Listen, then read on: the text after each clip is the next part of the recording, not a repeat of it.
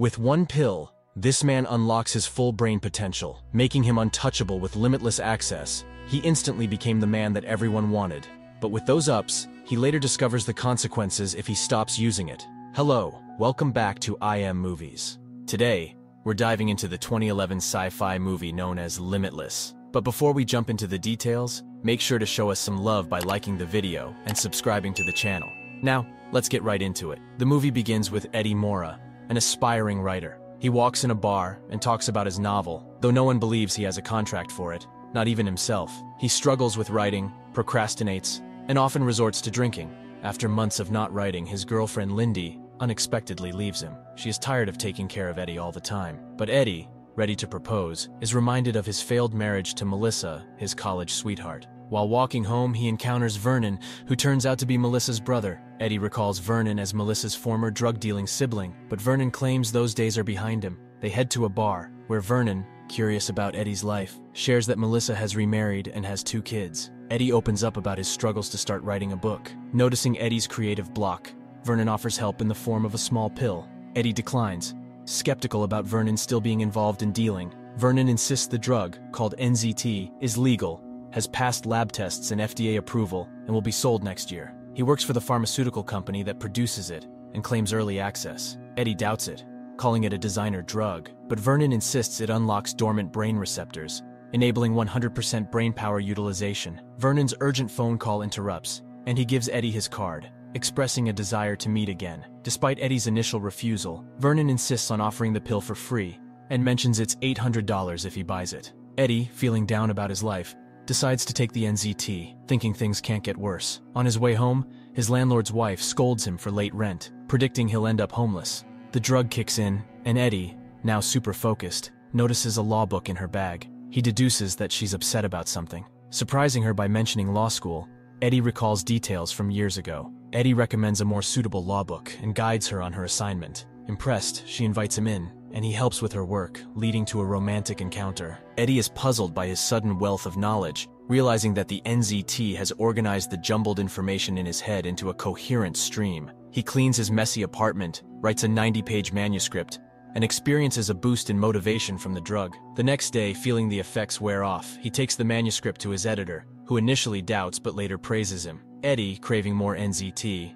visits Vernon, but is surprised to see bruises on Vernon's face. But Vernon tells Eddie not to mind it. Vernon then admits the drug isn't legal or FDA approved, but Eddie still wants it. Vernon, knowing he has Eddie on his neck now, he sends Eddie on errands, asking him to get his suits and get him breakfast. Upon returning, Eddie finds Vernon's apartment ransacked and Vernon dead. Panicking, Eddie calls the police but decides to grab Vernon's NZT, cash and client list before they arrive. At the police station, Eddie is interviewed, and Melissa calls. The police tell Eddie to stay in touch as he grapples with the aftermath. Back at home, Eddie takes another NZT pill and his creativity surges. Using Vernon's cash, he transforms his appearance, getting a haircut and new clothes. In just 4 days, he completes his book, learns the piano in 3 days, and discovers the ability to pick up any language by listening.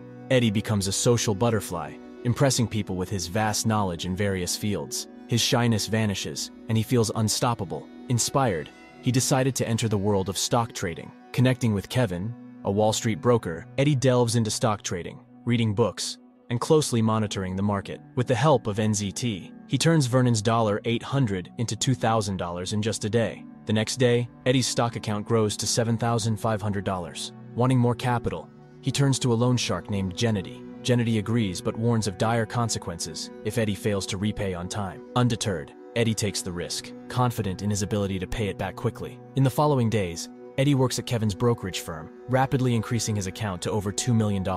Word spreads, and a Wall Street tycoon expresses interest in meeting him. Eddie shares his newfound success with Lindy over dinner, and they rekindle their romance. Lindy, impressed by Eddie's positive changes, expresses her desire to be together again. The following day, as they discuss restarting their relationship, Eddie notices a man watching him from afar. That night, Eddie experiences something. He inexplicably finds himself in the hallway with no memory of leaving his apartment. In the morning, Eddie and Kevin meet with Carl Van Loon, a Wall Street icon. Eddie impresses Carl with his insights into company patterns. Carl, who is planning a major merger, is intrigued by Eddie's skills and invites him to restructure the deals. Eddie analyzes the company's papers and identifies a potential massive merger. Impressed, Carl asks Eddie to meet again the next day. Eddie takes up Carl's challenge, He then gets down to the car and walks to his apartment. But a voice inside his head tells him not to go home, and he walks around the city, experiencing episodes of unconsciousness and finding himself in different places with no memory of how he got there. Along the way, he attends parties, enters clubs, meets various women, and ends up in a hotel room with a model.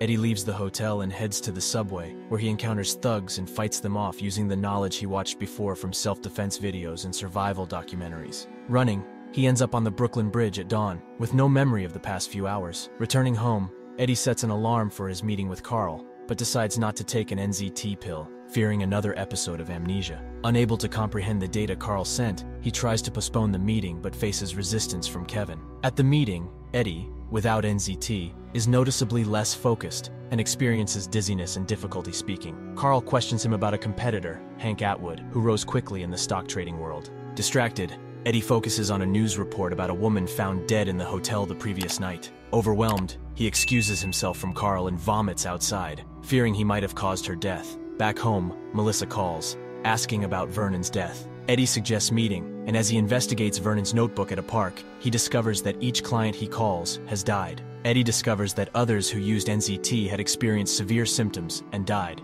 Dialing another number from Vernon's notebook, the man who had been spying on Eddie answers. Eddie recognizes him as the same man who followed him when he was with Lindy. Panicking, Eddie runs through the streets and the man chases him. Seeking refuge in a taxi, Eddie heads to a meeting with Melissa. She reveals she knew about NZT, having taken it herself, but stopped due to the risk of mental fatigue and burnout. Melissa advises Eddie to reduce the dosage rather than abruptly stopping to avoid lethal consequences. Returning home, Eddie encounters Gennady, who beats him up for payment. Later, he finds Eddie holding a pill of NZT, and Gennady gets curious and swallows it. They then go to the bank, and Gennady feels excellent and asks for more. Eddie goes to Lindy for help, collapses, and confesses everything. Lindy, understanding Eddie's situation, agrees to retrieve the other pills. She takes the remaining pills, which Eddie confesses to hiding inside her home. While Lindy retrieves the pills, she notices the same man following Eddie is now following her. Seeking help in the city park, she approaches two men, but the pursuer stabs them. Lindy hides, calls Eddie,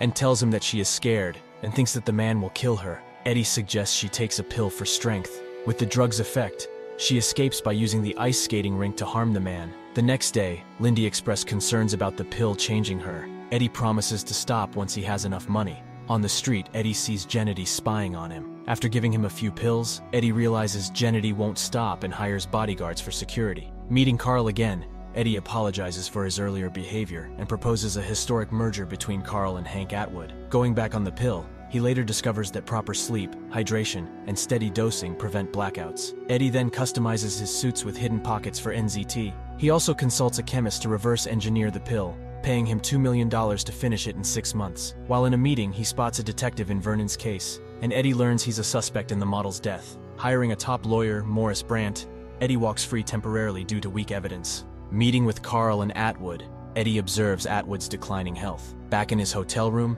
he finds evidence of a break-in and decides to buy a more secure apartment. Security becomes a priority in Eddie's increasingly complex life.